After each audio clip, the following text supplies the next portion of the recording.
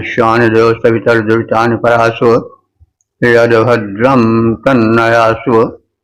ओम भद्रं कर्णेभिः शृणुयाम देवा भद्रं पश्येमाक्षभिर्यजत्राः स्थिरैरङ्गैस्तुष्टुवांसस्तनूर्भिर्व्यसेमहि देवहितं यदायुः। ओम वेद प्रेमियों तुझी श्रोताओं संप्रति हम सब ऋग्वेद के दशम मंडल के 52वें सूक्त की व्याख्या में प्रवेश करने जा रहे हैं। इस सूक्त में 6 मंत्र हैं। मंत्र दृष्टा अग्नि सौचिक देवता देवगण। इस सूक्त के प्रथम मंत्र का शीर्षक है अग्नि की उक्ति और संबंधित मंत्र का सर्वप्रथम सत्स्वर पाठ हो जाए।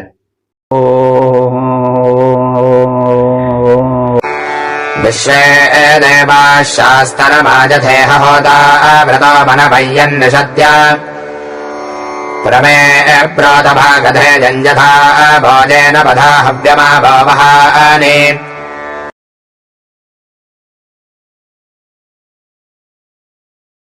यह 52वां सूक्त जो है 51वें सूक्त का पूरक सत्संग पड़ता है।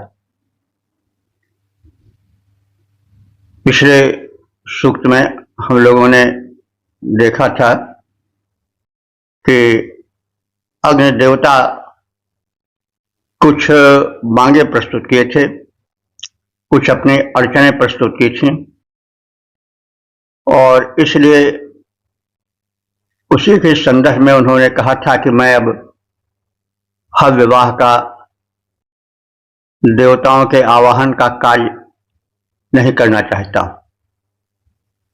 इस पर देवताओं ने उनकी शर्तों को माना और उन्हें अजर अमर होने का वरदान दिया और इस अपने मन चाहे की पूर्ति देखकर अग्निदेवता प्रसन्न हो गए। उन्होंने देवों के आवाहन के कार्यभार को संभाल लिया, अपनी स्वीकृति तदर्थ दे दी। तो इस पहले मंत्र में अग्निदेवता कह रहे हैं संपूर्ण देवताओं से कि अब कुछ मुझे निर्देश दो, मेरा और तुम सबका यज्ञ भाग निश्चित हो जाए और किस मार्ग से हमको जाना है, कौन सी विधि अपनाना है, इन सब के विषय में भी निश्चय हो जाए। तो अग्निदेव की उक्ति है कि विश्व देवा, हे संपूर्ण देवताओं, मां शाश्वतन मुझे निर्देशित करो यथा इह होता वृता। जो मैं यहां पर देवों का आवाहक वृता मैंने चुन लिया गया हूं, तो मैं उसे स्वीकार कर रहा हूं और यह प्रस्ताव रख रहा हूं कि मन के लिए अथवा मनुष्य जाति के लिए निषद्ध यहां समीप यज्ञ में बैठकर भागधेयम मृतः, हमारा यज्ञ भाग क्या होगा, तुम्हारा यज्ञ भाग क्या होगा, और यह सुनिश्चित हो जाए। इसके पश्चात किस पथ से, एन पथा, जिस पथ द्वारा हमको देवों के पास जाना हो, उस पथ का भी निर्देशन करो और हव्यम आवाहन, जिस मार्ग से हमें देवों के पास हव्य ले जाना है, उसे भी निर्देशित करो। तो हे संपूर्ण देव, अग्नि की उक्ति है, हे संपूर्ण देव, तुम सबने मुझे हव्यवाह रूप में वर्ण किया है मैंने स्वीकार किया। अब मुझे निर्देशित करो कि जिससे मैं यज्ञ में होता रूप में, देवावाहक रूप में वर्ण कर लिए जाने पर मनुष्य के हित के लिए देवों की स्तुति कर सकूं।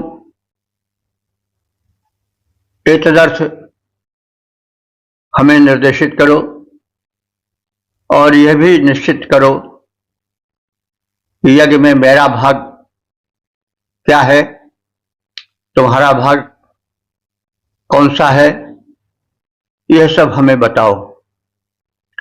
जिस मार्ग से हमें यज्ञीय पदार्थ लेकर देवों तक जाना है वह मार्ग भी बताओ।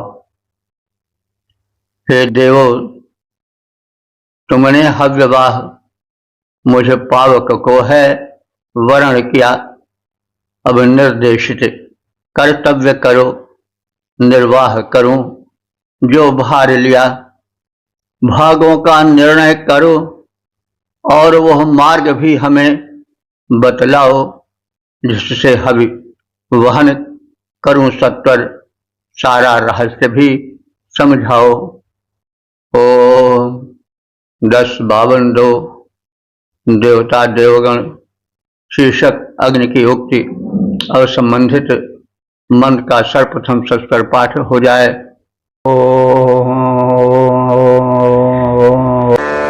अहं होताञ्जसे दञ्जते एजान् विश्वे देवा भरतो माजुनन्ते अहरहरश्विनाद्धर्जवं वां ब्रह्मा समिद्भवति साहुतिर्वाम्। इस दूसरे मंत्र में होता पद संभालने के पश्चात अग्निदेव की उक्ति अश्विनी कुमारों के प्रति है। अग्निदेव कह रहे हैं कि यजीरान, यज्ञ कराने वाला, अहम मैं, होता देवों के आवाहक का पद स्वीकार कर चुका हूं, नसीदम, और तदर्थ नसीद माने उपस्थित हूं, बैठा हूं, जुनंती, और मैं प्रेरित किया जा रहा हूं। समस्त मरुदगण के तदर्थ मुझे प्रेरित करें, जुनंती माने प्रेरित करें। वाम अध्वर्जम, तुम्हारा अध्वर्य का कार्य, अध्वर्य कहते हैं ऋतुज को, ऋतुज माने अध्वर्य माने जो आहुति प्रदान करता है देवताओं को, उसको अध्वर्य कहते हैं। एक प्रोधा है, पद है। तो अश्विनी कुमारों को संबोधित करते हुए अग्निदेव कह रहे हैं, हे अश्विनी कुमारों, मुझे जो है वो अध्वर्य रूप में कार्य सौंपा गया है, ऋतुज बनाया गया है, और तुम्हें भी ऋतुज का कार्यभार प्रतिदिन संभालना पड़ता है और संभालना पड़ेगा। एतदर्थ अहरह माने प्रतिदिन, वाम सा आहुति, तुम्हें सोमरस की आहुति को समर्पित करना पड़ेगा देवों को, क्योंकि तुम अध्वर्य पद पर प्रतिष्ठित होने जा रहे हो। मैं अग्नि यहां बैठा हूं, उत्तम होता बनकर आया हूं। सब देवों ने मुझे नियुक्त किया, इच्छा पूरी कर पाया हूं। अश्विनी कुमारों, मेरी अनुपस्थिति में होता कहलाए, अब सोम समर्पित है, उनको करपान हर्ष उर्मे लाएं। 10-52 देवता देवगण अथवा विश्व देवा शीर्षक हविवाह अग्नि। अब संबंधित मंत्र का सर्वप्रथम सस्वर पाठ हो जाए। अजय्यो होताकिरसयमस्य कमप्यो हेजत्स मञ्जन्ति देवाः अहरहर्जायते मासि मास्यथा देवादधिरे हव्यवाहम्। इस तीसरे मंत्र में व्यापक अग्नि को देवों ने होता माने देवों के आवाहक और हव्यवाह रूप में स्थित किया, उनको यह प्रतिष्ठित पद दिया और उनकी श्रेष्ठता का निरूपण किया है। अयम यह होता, यह जो होता है देवों का आवाहक है, जिस पद पर अग्नि है प्रतिष्ठित, उनका कार्य क्या है? प्रश्नवाचक है। और किम सह, वह कौन किस प्रकृति का है, और उहे माने वह हव्य द्रव्य का वहन करता है, यह उसका महत्वपूर्ण कार्य है। यत देवा समंजंत, जो हव्यवाह अग्नि द्वारा वहन किए गए यज्ञ भाग को देवता लोग समंजंत माने पाते हैं, उपभोग करते हैं, और उसको यानी उस यज्ञ भाग को अग्नि देवता दधे धारण करते हैं। तो अग्नि देवता यज्ञ भाग धारण करते हैं और देवों तक पहुंचाते हैं तथा अपना होता अर्थात आवाहक कर्म निभाते हैं। तो यह जो होता है यानी देवों का आवाहक है, यज्ञ में देवों को बुलाकर लाने वाला है, उसे ही होता कहते हैं। उसका क्या कार्य है, यह प्रश्न उठता है। तो होता यजमान के हित में हविर द्रव्य को जो आहुति रूप में चढ़ाया जाता है, अग्नि को अर्पित किया जाता है, उसका भाग देवों को अग्नि के द्वारा प्राप्त होता है। अग्निदेव की महत्ता यह है कि वह सूर्य रूप में प्रतिदिन आकाश में प्रकाश फैलाते हैं, क्योंकि सूर्य और अग्नि एक ही हैं। अग्नि सूर्य का सूक्ष्म या थोड़ा रूप है, छोटा रूप है, और जो सूर्य है वह बृहद रूप है, लेकिन दोनों एक हैं। तो अग्नि ही सूर्य रूप में प्रतिदिन प्रकाश फैलाते हैं। चंद्रमा रूप से अग्नि ही प्रतिदिन प्रकट होते हैं। तो चंद्रमा में जो प्रकाश है वो चंद्रमा का अपना प्रकाश तो है नहीं, वो सूर्य का ही प्रकाश है। और सूर्य का प्रकाश जो है अग्नि का ही कहा जाता है, क्योंकि अग्नि और सूर्य एक ही हैं। आकार प्रकार में अंतर है, लेकिन रूप एक ही है। यह बार बार कहा जाता रहा है कि अग्नि, सूर्य और विद्युत जो बादलों में है वो एक ही है। तो यह अग्नि ही चंद्रमा में प्रकाश बनकर शीतल रूप में चारों ओर फैल जाते हैं। उन अग्निदेव को देवों ने हव्यवाह रूप में वर्ण किया है, धारण किया है। होता क्या है? होता माने आवाहक।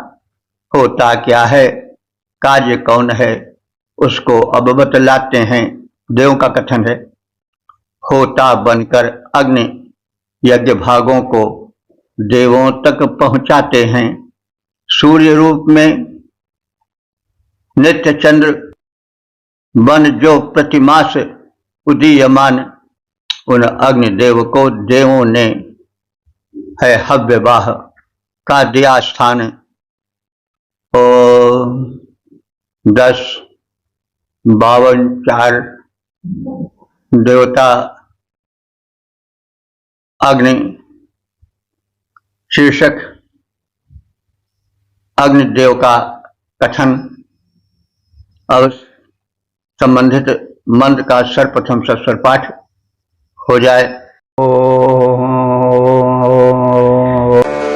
मान देवादधिरे हव्यवाहमवम् लब्धम् बहुकृच्छ्राजनन्दम् अद्यर विद्वान् यज्ञन्नः कल्पयाति पञ्चया मन्त्रव्रतम् सप्तदन्तम्। इस चौथे मंत्र में अग्नि का कथन है कि वे विलुप्त हो गए थे। देवों ने उन्हें प्रकट किया और हव्यवाह रूप में नियुक्त किया। देवों को वे हव्य पहुंचावें, हव्य भाग भेजें, ले जाएं, यह महत्वपूर्ण कृत्य सौंपा। और विद्वान अग्नि हमारा यज्ञों का आयोजन सफल करते हैं और सोम रस आदि का जो अभिशमन होता है, परिष्करण होता है उसका, और छंदों के द्वारा जो देवों का स्तवन होता है, स्तुति कर्म होता है, उन सबको अग्नि देवता प्रोत्साहित करते हैं। आदि तथ्यों का कथन है। आप उत्तम बहु कृच्छ चरंतम, समस्त जगत से अपप्लुप्तम माने छिपे हुए और बहुकृच्छम बहुत से अति कठिन, व्रतम चरंतम नियमों का पालन करने वाले देवों ने माम मुझ अग्नि को हव्यवाहम दधिरे देवों तक हव्य ले जाने का कार्यभार सौंपा है, हव्यवाह नियुक्त किया है। यज्ञम कल्पयति, यज्ञ का मैं आयोजन करता हूं। पंचयामम 5 मार्गों से मैं गमनीय हूं, जाने वाला हूं। त्रिवृतम 3 प्रकार से समन जो तीनों कालों में प्रातः मध्याह्न सायं किया जाता है उसका मैं निरीक्षण करता हूं। और उस समय सप्त तंतु माने 7 प्रकार के गायत्री आदि छंदों के द्वारा जो देवस्तवन किया जाता है, सोम परिष्करण किया जाता है, वो सब मैं देखता हूं, उसका निरीक्षण करता हूं। मैं अग्नि संपूर्ण संसार से विलुप्त हो गया था। कठोर व्रतों का पालन करने वाले देवों ने मुझे हव्यवाह रूप में नियुक्त किया। मैं प्रकट हुआ। देवों के स्तुति बल से विद्वान अग्नि हमारे यज्ञों के आयोजक हैं। इस को जो याजक और यजमान हैं वो स्वीकार करते हैं। यह यज्ञ 5 भागों में करणीय है। यज्ञ में तीनों कालों में सोम का अभिशमन किया जाता है। सोम का परिष्करण किया जाता है, शोधन किया जाता है और गायत्री आदि 7 छंदों में देवस्तवन, देवों की प्रार्थना की जाती है यज्ञ काल में। मैं अग्नि विलुप्त हो गया था, मैं अग्नि विलुप्त हो गया था, देवों ने खोज निकाला था, उन कृच्छ व्रती देवों ने हवि के बहन भार को डाला था। पंच भाग में सेव्य यज्ञ त्रिश्रवण सोम का होता है, 7 श्रेष्ठ छंदों द्वारा अस्तवन सोम का होता है। ओम 10, 52, 5 देवता अग्नि शीर्षक देवों से निवेदन। अब संबंधित मंत्र का सर्वप्रथम सस्वर पाठ हो जाए।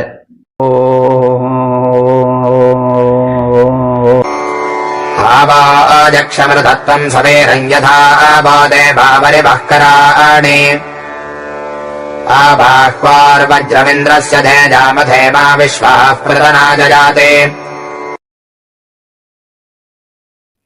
इस 5वें मंत्र में समस्त देवों के उपकारों का और उनके सत्कृत्यों के प्रति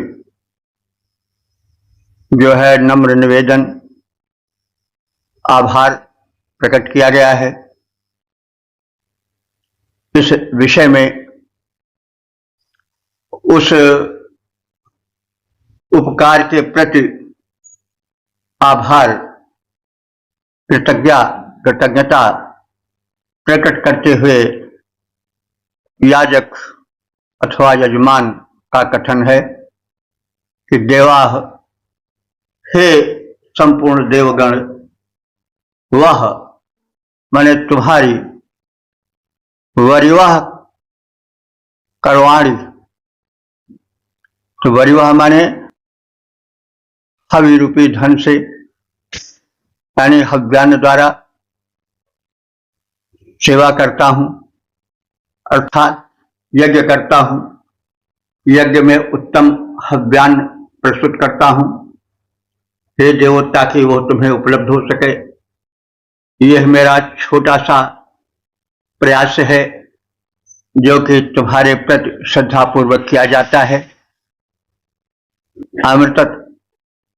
अमृतत्वम शिवीरम आयक्ष, इसके बदले में मैं तुम देवों से अमृतत्वम माने अमरत्व और सुवीरम माने श्रेष्ठ संतान पुत्र वीर पुत्रों की कामना करता हूं, अयाच याचना करता हूं। इंद्र से वाहोह, इंद्र की भुजाओं में वज्रम आधयाम, मैं वज्र धारण करवाता हूं।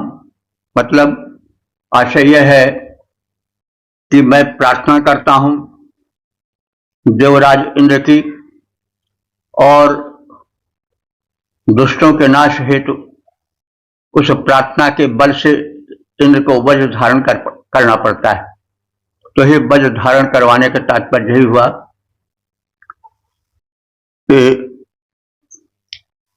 मैं अपने प्रार्थना बल से इंद्र को द्रवित कर शत्रु संहार हेतु वज्र धारण करवाता हूं। अथ माने तदनंतर, पृतना कहते हैं शत्रु सेना को, तदनंतर शत्रु सेना को इंद्र जयति माने जीतता है। हम सब इंद्र की प्रार्थना करते हैं, इंद्र द्रवित होकर के अपने हाथों में वज्र धारण करता है और फिर शत्रु सेना का संहार करता है।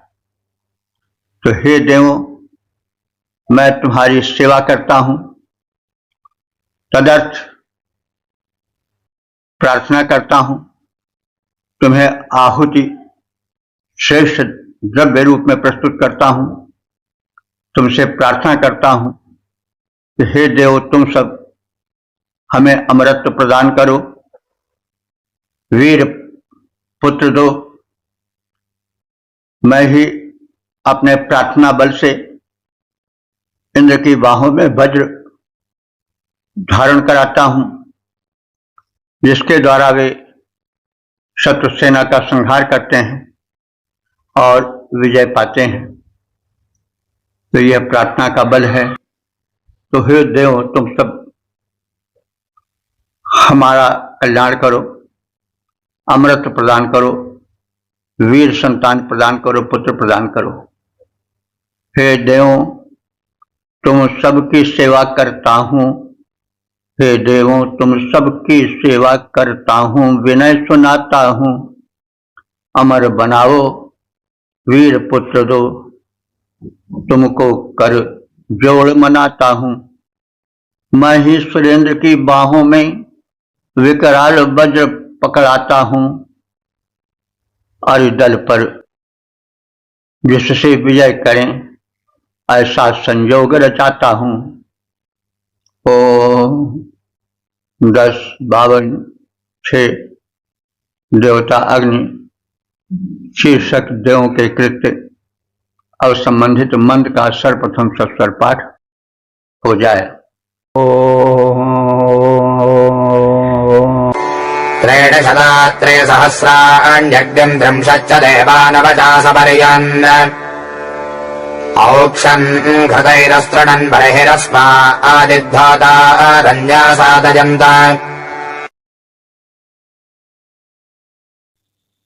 इस छठे मंत्र में जो इस सूक्त के समापन का मंत्र है, उसमें यह कथित है कि देवताओं ने अग्नि देव की सेवा की, उन्हें घृताहुति आदि प्रदान किया और उनके आसीन होने के लिए कुशासन प्रस्तुत किया, और इस प्रकार से समर्पित भावना से देव शक्तियों द्वारा इंद्र का अग्नि देवता का उपासन कृत्य संपन्न हुआ। त्रीणि शता त्रीणि सहस्राणि 39 त्रीणि शता माने त्रीणि शता 3000, त्रीणि सहस्राणि, बल्कि ऐसा कहिए त्रीणि शता माने 300 और त्रीणि सहस्राणि माने 3000, 63 माने 30, 9 और 9 सब मिलकर हुए 3339। तो इस प्रकार से त्रीणि शता 300, त्रीणि सहस्राणि 3000 और 309 39 यानी 39, इस प्रकार से 3339 देवा माने देवों ने मिलकर अग्नि देवता की असर्पयन माने पूजा की, प्रार्थना की, सेवा की, घृताहुति द्वारा अस्मय यानी अग्नि को घृताहुति दिया, और अस्मय इस अग्नि के उपवेशन के लिए, बैठने के लिए अस्त्रीण बरहई अस्त्रीण कुशासन को बिछा दिया। तो देखिए, कुशासन पर अगर जलित अग्नि बैठेंगे तब तो भस्म हो जाएगा। इसका मतलब हुआ कि अग्निदेव का जो सूक्ष्म रूप है, जो ज्वलित रूप नहीं है, उस रूप में अग्निदेवता कुशासन पर यज्ञ भूमि में बैठे, और उधर जो यज्ञ वेदी में है उनका वो ज्वलित रूप है। तो यहाँ पर जो कुशासन पर अस्मय बरहई यानी इस अग्निदेव के लिए बर्ह कहते हैं, कुशासन को अस्त्रण माने जो बिछाया है, कि वो उस पर आदर पूर्वक विराजमान हो। तो यह उस अग्नि की सूक्ष्म शक्ति के लिए है जिसमें कि ज्वलित रूप नहीं रहता। यानी अग्नि तमाम ऐसी वस्तुएं हैं, काष्ठ है, उसको आप रखो और कोई भी वस्तु जैसे दिया सलाई ही माचिस ही है, आप जेब में रखे रहो, अग्नि है, लेकिन वो ज्वलित नहीं होंगे। जब घर्षण होगा तब उनका ज्वलित रूप प्रकट होगा, तो उसको हम न आसन पर बैठा सकते हैं, न जेब में रख सकते हैं। तो वही रूप कुछ है कि अग्नि के मूल शीतल रूप को कुशासन पर बैठाया जिन्होंने 3339 देवों ने, और उनकी सेवा किया हव्यान्न और घृताहुति आदि प्रदान करके, और उन्हें बरहई आसन कुशासन बिछाकर उपविष्ट किया, यानी आसन देकर उनका सम्मान किया। इसके पश्चात अस्मै नृशत्सस, इसमें हमसे वे पहले ही विराजमान हो जाएं। देवगण कह रहे हैं कि इस प्रकार से व्यवस्था की गई कि वे अग्निदेव हम सबसे पूर्व ही सूक्ष्म रूप से यज्ञ भूमि पर आसीन हो जाएं, विराजमान हो जाएं। तो 3339 देवों ने अग्निदेव की सेवा की है। अग्नि को उन्होंने घृताहुतियों से सिंचित किया है, उनके लिए कुशासन बिछाया है, और उन्हें होता रूप में यानी देवों के आवाहक रूप में यज्ञ में प्रतिष्ठित किया है। तो यह अग्निदेव के प्रति समर्पण भावना का संकेत है। अग्नि देवता परम फलदायक, परम सशक्त देव हैं। वे भिन्न भिन्न रूपों में स्थित हैं। कहीं उनका दाहक रूप है, कहीं उनका शांत रूप है। शरीर में वे ताप बने हैं, शरीर में वे जक्षाग्र बने हैं, लेकिन उससे कहीं जलन नहीं होती है, उससे जीवन शक्ति सुस्थिर रहती है। तो यह अग्नि की महिमा है। ऐसे परमात्मा का जो रूप है वो प्रचंड रूप भी है, लेकिन वह शांत रूप भी है। तो यह अग्निदेव का अथवा परम देवता का अथवा सभी देवताओं के स्वरूप का एक प्रकार से चित्रण है, उनके प्रारूप का संकेत है कि देव शक्तियां प्रज्वलित भी होती हैं, दाहक भी होती हैं, शीतल भी होती हैं। लोकहित में वे यथेष्ट यानी जैसा आवश्यक होता है वैसा रूप धारण करती हैं। और यही जो तृतीय वैषम्य है कामों में, यानी शीतलता भी है, उष्णता भी है। जो परस्पर विरोधी गुण हैं उनका समवाय जो है यही देवत्व प्रदान करता है। वाल्मीकि रामायण में प्रारंभ में कहा गया है कि राम कैसे हैं, तो कहा गया कालाग्नि सरसा क्रोधे क्षमया पृथ्वी समः। वे उनका व्यक्तित्व जो है वो अत्यंत उष्ण भी है और अत्यंत शीत भी है। वे क्रोध करते हैं तो कालाग्नि बन जाते हैं कि जैसे संपूर्ण संसार अब टिक नहीं पाएगा, भस्म हो जाएगा।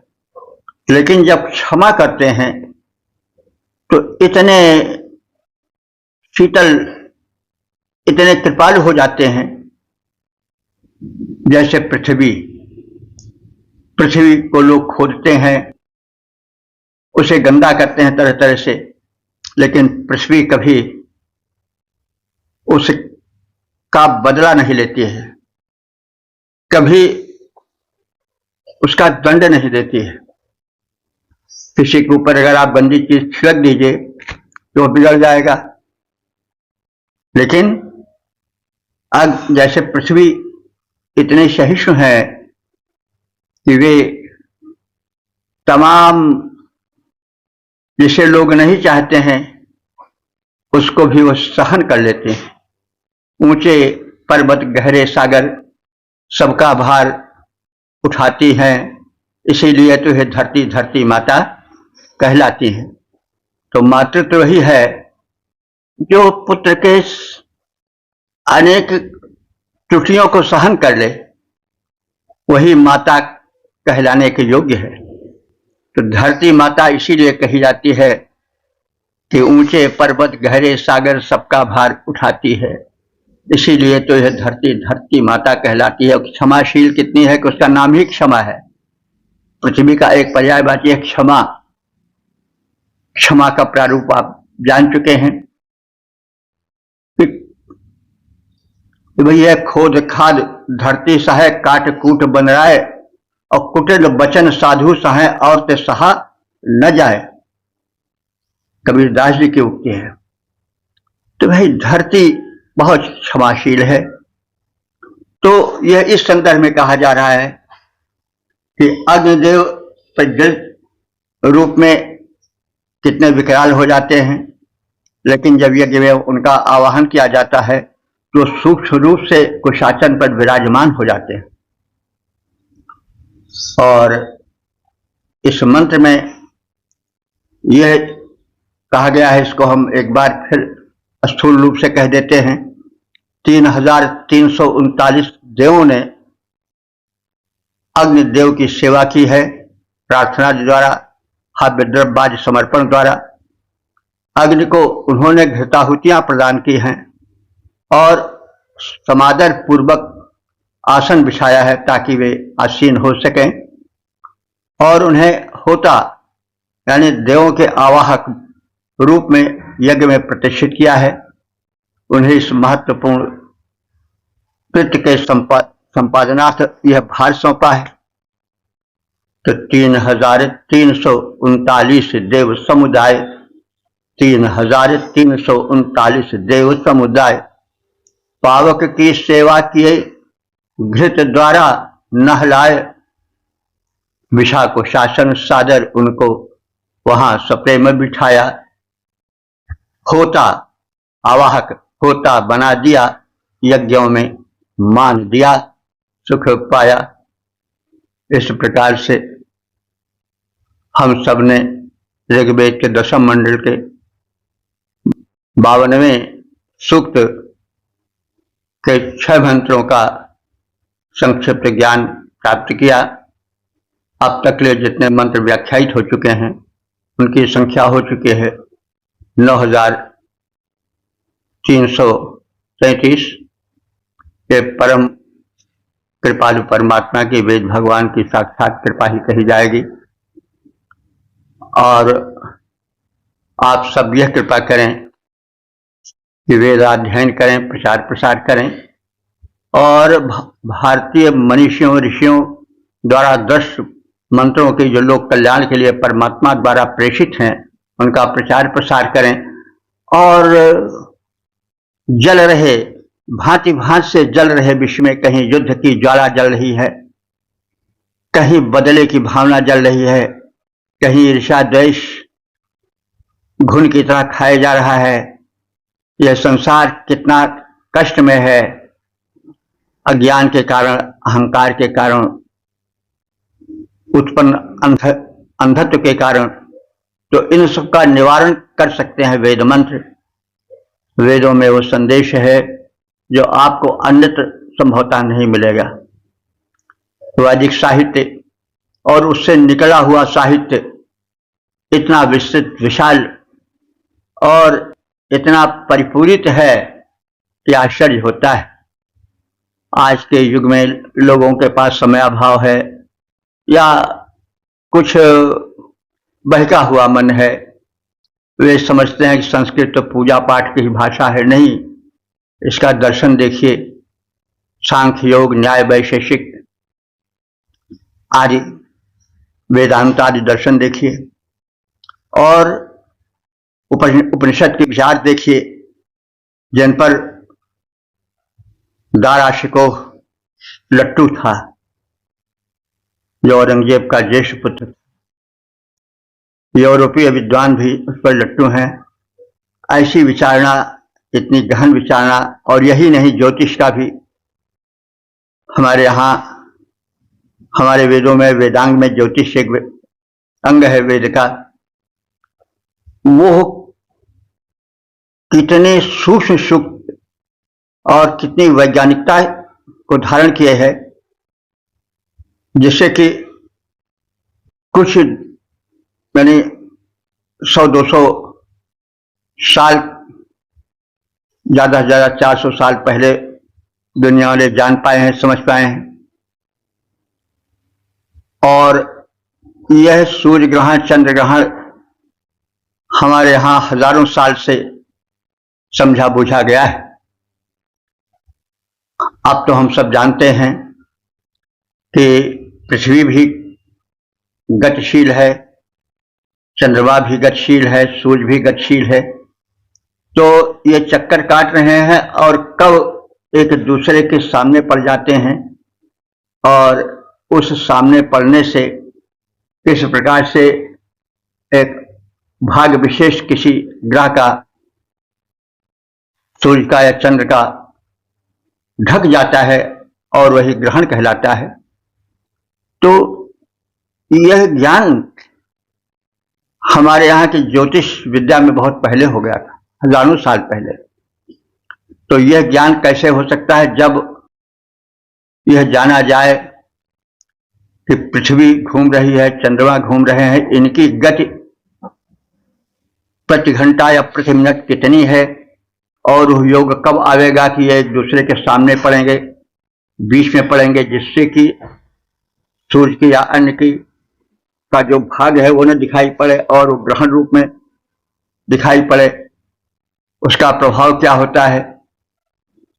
तो जो किरणें निकलती हैं, जैसा हम कहते आए हैं कि ग्रहों से, सूर्याज से, चंद्राज से और ग्रह नक्षत्रों से किरणें निकलती हैं। कुछ किरणें घातक होती हैं और कुछ किरणें जो है वो कल्याणकारी होती हैं, कुछ साधक होती हैं, कुछ बाधक होती हैं। तो इसीलिए उससे बचने के लिए खुली आंखों से देखने का निषेध किया गया है। तो ये सब जो सूक्ष्म ज्ञान विज्ञान है, ज्योतिष है, इसका बहुत पहले, हजारों वर्षों पहले हमारे, बल्कि आप वेद काल से ले सकते हैं, क्योंकि ज्योतिष एक वेद का अंग है।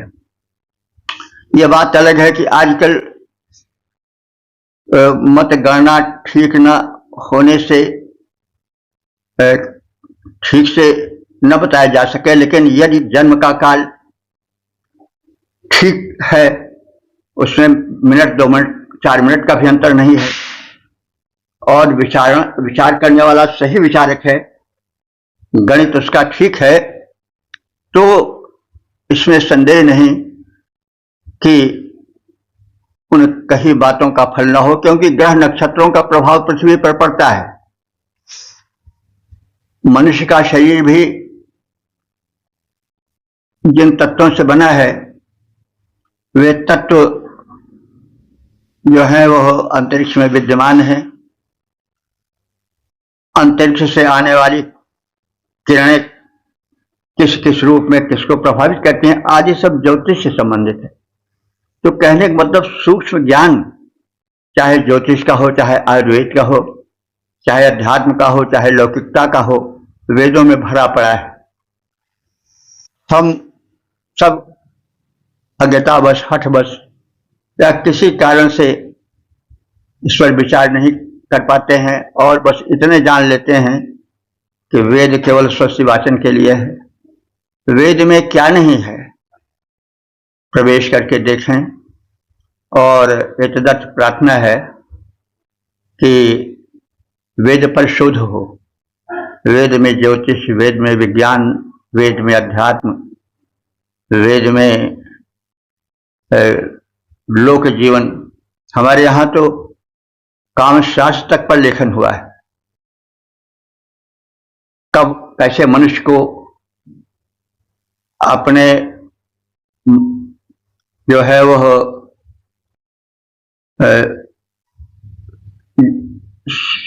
सहवास संबंध को कब कैसे गति देनी चाहिए आदि जो बातें हैं दंपति के जीवन और उनके साहचर्य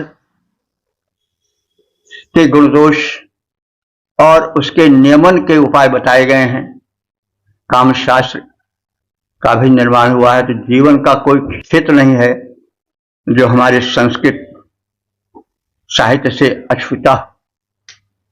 तो अब कुछ लहर उठ रही है, भारतीय संस्कृति के वैदिक संस्कृत के प्रति लोग झुक रहे हैं, क्योंकि जितना सूक्ष्म और विस्तृत ज्ञान है हमारे संस्कृत साहित्य में, वैदिक साहित्य में, उतना संभवतः नहीं है। इसको निस्संदेह कहा जाता है। किसी धर्म में केवल बाइबल एक ग्रंथ है, किसी में कुरान शरीफ एक ग्रंथ है, और थोड़े भी हो सकते हैं, लेकिन इतना विस्तृत साहित्य तो मेरे विचार से और अन्य सभ्यताओं में नहीं है। बहुत कुछ भारतीय सभ्यता और संस्कृत से जब पाश्चात्य विद्वानों का संपर्क हुआ तो यहां से सीख करके उसको प्रकट किए हैं। वेदों के भक्त मैक्समुलर आज प्रसिद्ध ही हैं। तो वेद में बहुत कुछ है, या यह कह सकते हैं कि कोई ऐसा तत्व नहीं है जो वेद में व्याख्यायित न हो। अध्ययन की आवश्यकता है। तो इस प्रकार से इस सूक्त में जो ऋग्वेद के दशम मंडल का 52वां सूक्त है, जिसमें 6 मंत्रों का संकलन है, जिसके योग संपूर्ण योग की संख्या 9333 हो चुकी है। इसमें देवों और अग्निदेव के परस्पर संवाद का एक काव्यमय रूप है, मानवीकरण है, और उनके शक्तियों का संतुलित रूप है। अग्नि तत्व कम हो जाए तो क्या होगा, इसलिए देव शक्तियां अग्निदेव की प्रार्थना करती हैं, उन्हें मनाती हैं कि आप अपना यह कार्य मत छोड़ो, आप देवों के आवाहक हो, यानी दैवी शक्तियों को मानव हित में लगाने वाले हो। तो अग्निदेव रूठ गए हैं, वे रूठ जाते हैं तो क्या क्या नहीं हो जाता है, तो उनको मनाना पड़ता है। जैसे हम लोग अब देवताओं को नहीं मना रहे हैं, इसलिए वे रूठे हैं। प्रदूषण क्या है, देवों का रूठना है। तरह तरह के कैंसर क्या जो रोग नहीं सुने गए हैं वो भी हो रहे हैं। त्राहि त्राहि संसार कर रहा है, प्रदूषण के भय से चिल्ला रहा है, बार बार चेतावनी दी जा रही है कि चेतो अन्यथा प्रलय आ जाएगी। उधर कुछ लोग बम लिए तैयार हैं। तो ये सब क्या है, अग्निदेव का अपमान ही तो है, उनका दुरुपयोग ही तो है तो अग्नि ही सब में, एटम बम में भी वही छिपे हैं, प्रदूषण का भी कारण वही है। तो देव शक्तियां जो हैं, इस प्रकार से अग्निदेव जो भिन्न भिन्न रूपों में, तन में भी हैं, मन में भी हैं, वचन में भी हैं, चारों ओर व्याप्त हैं, गगन में भी हैं, धरा पर भी हैं, उनको मनाया जा रहा है कि आप इस लोक कल्याण को न छोड़ो, आप दिव्य शक्तियों को आहुतियां पहुंचाओ, दिव्य शक्तियों को बुलाओ, ताकि मानव जो है वह कष्ट में न पड़े, उसका कल्याण हो सके, वो हव्य प्रदान कर सके, लोक हित में अपने को समर्पित कर सके। तो यह एक रूपक के रूप में सब कहा गया है, लेकिन उसका आशय यही है कि अग्निदेव रूठे हैं का मतलब क्या हुआ कि भाई अग्निदेव अब व्यवहार से रूठ गए हैं, वो मानव का संहार करने में भी लगे हैं, शरीर में के रोग शक्ति को भगाने में वो हाथ अपना खींच सा रहे हैं। तो ये सब वही बात है जो एक अलंकृत शैली में कही गई है। तो अग्नि उपासना, अग्नि को प्रसन्न रखना, प्रसन्न रखने का मतलब हुआ कि उचित व्यवहार करना। जैसे हमारे शरीर में भी जठराग्नि है, हम आहुति उसको नहीं ठीक से देते हैं, अंट संट क्या क्या जो नहीं खाना चाहिए उसको खाते हैं, आहुति वही है, तो फिर क्या होगा, गलत आहुति होगी तो फिर शरीर रुग्ण होगा। तो ये सब प्रकृति से बने हुए जो मानव के शरीर हैं पंच तत्वों से, जल क्षिति पावक गगन समीर से, इनका संतुलन जब बिगड़ जाता है तो शरीर रुग्ण हो जाता है। डॉक्टरों की कोई दवाई काम नहीं कर पाती है, क्षणिक लाभ हुआ फिर रोगी हो गए। आज देखिए भीड़ डॉक्टरों वैद्यों के यहाँ लगी है। क्यों? क्योंकि प्रकृति को हम असंतुष्ट कर दिए हैं। हमारा शरीर प्रकृति के तत्वों से ही जो बना है, जल से, पृथ्वी से, पृथ्वी के तत्वों से, आकाश के तत्व से और अग्नि तत्व से। तो जब ये तत्व रुष्ट हो जाएंगे तो हमारा शरीर अपने आप ही रुग्ण हो जाएगा। तो पहले हम इस संतुलन को ठीक रखें। अग्नि तत्व संतुलित हो, वायु तत्व संतुलित हो, और जो है वह जल तत्व संतुलित हो, पृथ्वी तत्व संतुलित हो। इसीलिए आयुर्वेद में कहा गया है त्रिदोष, यानी वायु तत्व और पृथ्वी तत्व यानी और अग्नि तत्व संतुलित रहना चाहिए, और इसी को त्रिदोष कहते हैं। त्रिदोष माने वात पित्त कफ। तो वात में वात तत्व तो ही है, प्राण है, और शरीर में रक्त संचालन उन्हीं से होता है।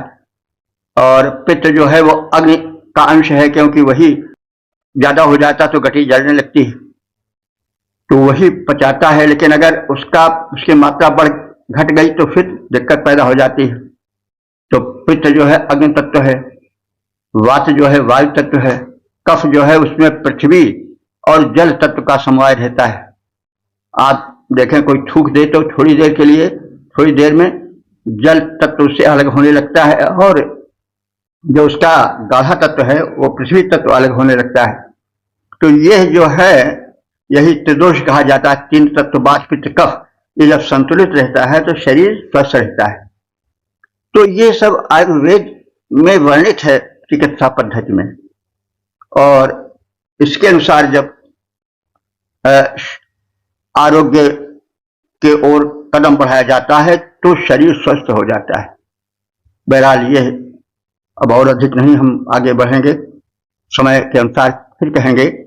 ये सब वेदों का ही कथन है। अब यहाँ अग्नि रूठ गए, ये नहीं है, वो नहीं, वो मतलब यही सब है कि आप शरीर में व्याप्त अग्नि तत्व को से उससे छेड़खानी मत करो, ताकि वो रुष्ट हो जाए और आप जो है वो चारों खाने चित्त हो जाए। आदि आदि बातें और उनकी वैज्ञानिकता भी द्रष्टव्य है। तो अब हम आज के इस सत्र के समापन के पश्चात अपने वाणी को विराम देते हैं। ओम सर्वे भवन्तु सुखिनः, सर्वे सन्तु निरामयाः, सर्वे भद्राणि पश्यन्तु, मा कश्चित् दुःख भाग् भवेत्।